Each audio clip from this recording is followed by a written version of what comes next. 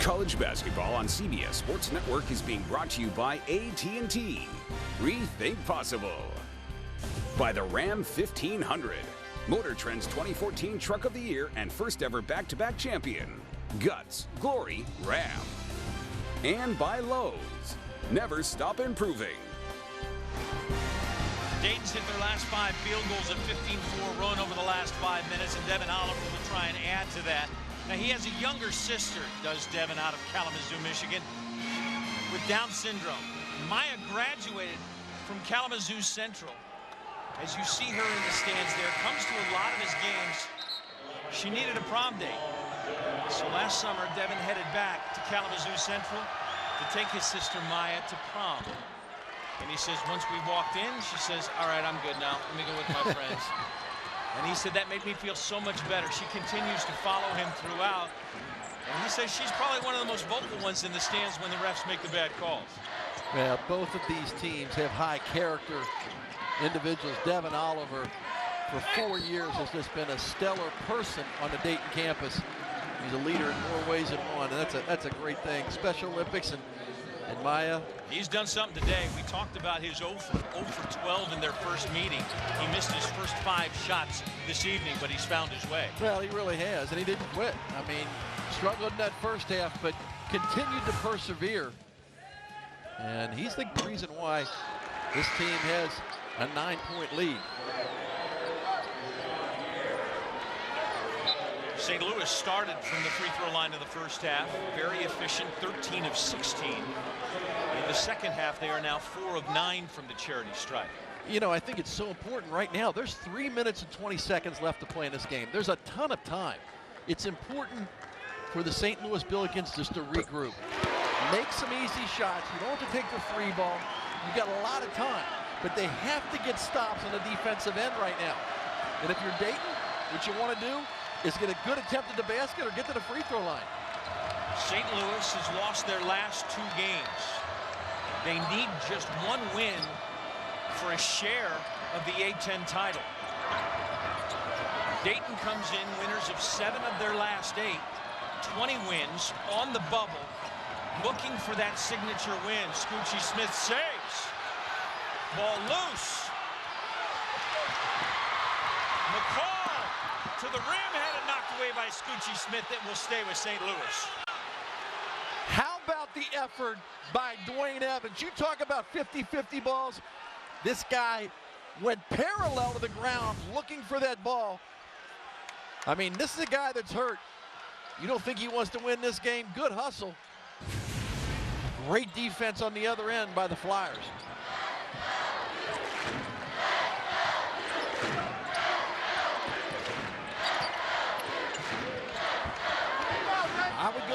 I would still go back inside. He does! And he'll go to the line.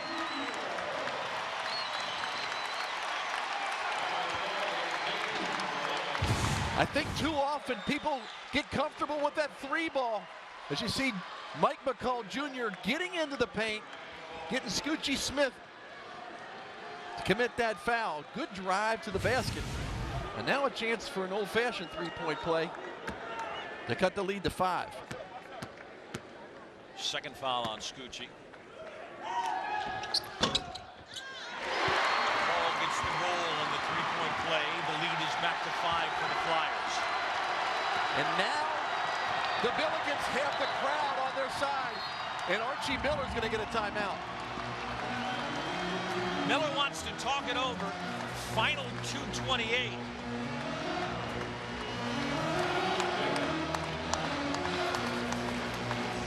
Coming up next, stay with us. Number 10, San Diego State at UNLV. Good ones all night. We had one in Texas. Louisville survives against SMU, hands them their first home loss of the year. A big one out there, a big one here tonight. So the final 2:28, give me strategy. Why does Archie want the timeout here to talk to I think he wants his guys to understand, listen, we're on the road. We have to be aggressive. Shoot the open shot, but we don't need to rush it. Take a little time off the clock, but don't be complacent. Another thing is no stupid fouls. You miss a shot, sprint back in transition, and play defense on the other end. If you're St. Louis, you have no reason to foul. You just got to play solid defense and try to get a stop. This is a St. Louis team that is #1 in the conference in field goal percentage defense. They ought to be able to stop the Flyers on a couple possessions.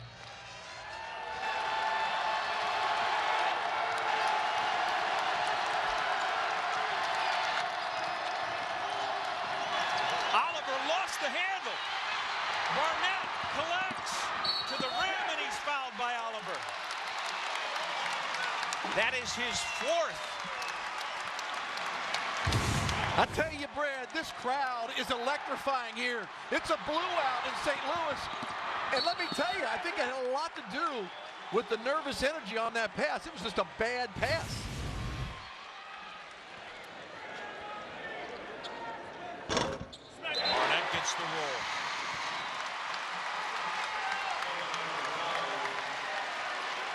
Seibert will sit. V. Sanford comes in. Now, he's a guy that they count on to actually penetrate, get into the lane, and make that smart pass. He's a guy that he doesn't get nervous. And I think they want somebody in the game who's playing hard, not playing scared, and that will be V. Sanford. For the second time, St. Louis 1 of 2 at the charity stripe. The lead is 4. Evans almost with another steal and another timeout. Right now, Dayton looks to me like they're playing to keep from losing instead of continue to realize they are the ones that have the lead. And St. Louis, with the crowd behind them, really getting in the face of the Dayton offensive players. All right, we talk about guard play, and this is the time of the year when we talk about the point guards that lead you to victory. 2:01 remaining. They have Price, they have Scoochie Smith, and they have Kyle Davis, their best on-ball defender. Right now, you need somebody who can handle the ball. Who do you want? Well, I think you want Corey Price. Price, although he's been hurt for most of the year, I mean, he didn't even practice the whole month of January. He is playing very strong, but you also have Scoochie Smith, who has been playing in the streets of New York, and this guy is a tough competitor. They have Scoochie Smith in the game. He'll be handling the basketball. You also have to look at, who are you going to put at the free throw line? And, when you look at Scoochie Smith, he's shooting at 61%. You probably want to get the ball in the hands of Seibert. Sean Pierce, Pierre, I should say, the inbound. Talking about two of the best defenders at the guard position of Mike McCall and Jordy Arjett. Both of these guys top in the steal category in the A-10. I mean, these guys are very, very quick hands. Paul knocked that one loose. 12 on the shot clock right now, and that's important. You got to try to get a good shot. Cross court. I don't think Pierre knows that the clock is going down. Pierre fires, gets rid. Bad foul. Jet is fouled by Robinson. And that is 5 on Robinson. That's what you don't want to do. You asked what Archie Miller was saying at the timeout. That's what he was saying. You have to be smart. And that's a 5th foul by Oliver. They got Oliver on it. Which is even bigger because he's your leader. You got to be smart in these possessions. The first mistake was not realizing the shot clock was going down, and then it was compounded with a foul. Now, St. Louis has a chance to cut this lead to 1 or 2. So Oliver out of the game with 9 points. Pollard comes on the floor.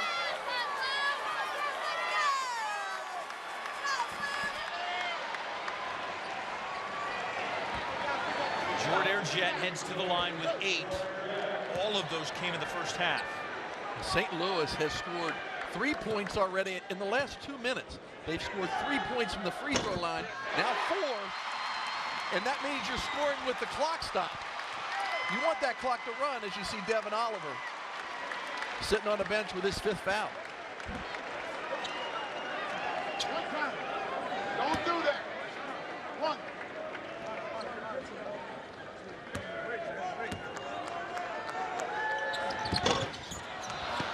Again, 1 of 2. Now you got a one-possession game. The Flyers have not had a great possession in the last 2 minutes. They're holding the ball, but you got to look to the basket and try to get something moving to the basket. Maybe get a free throw. Pierre wheels in, back out to Sanford. He drives, steps back. Floater won't go, and the rebound to McCall. Lost it. Another turnover.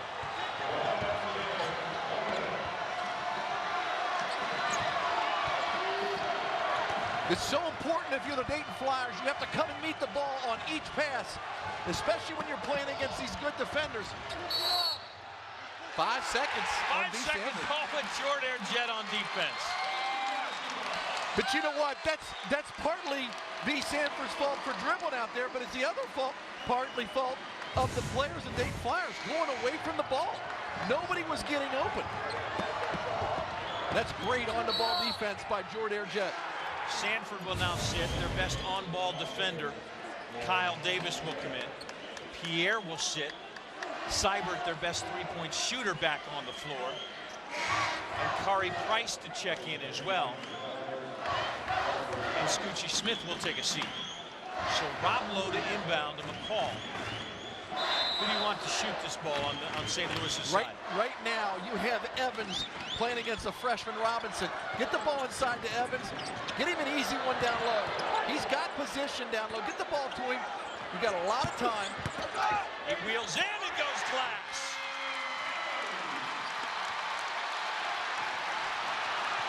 It's a one-point game. Shot clock is off.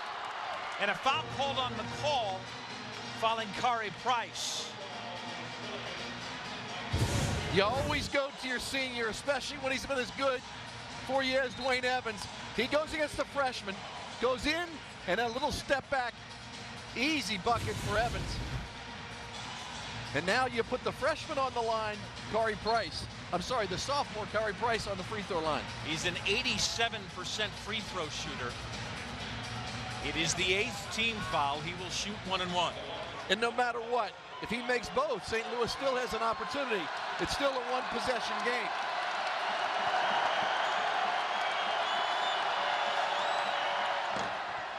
Gets the roll on the first.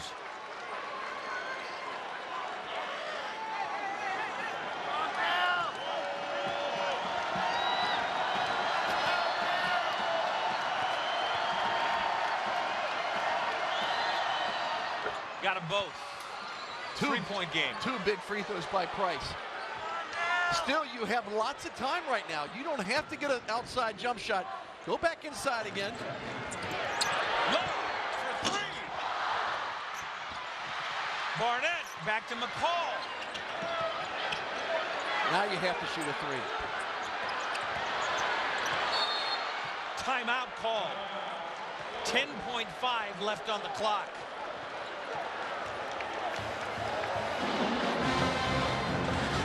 Let's take a look at the Werner dunk of the game. Yeah, great fundamental basketball by the Dayton Flyers. You'll see the extra pass made from Scoochie Smith to Matt Cavanaugh. Cavanaugh running in transition. Just a nice play.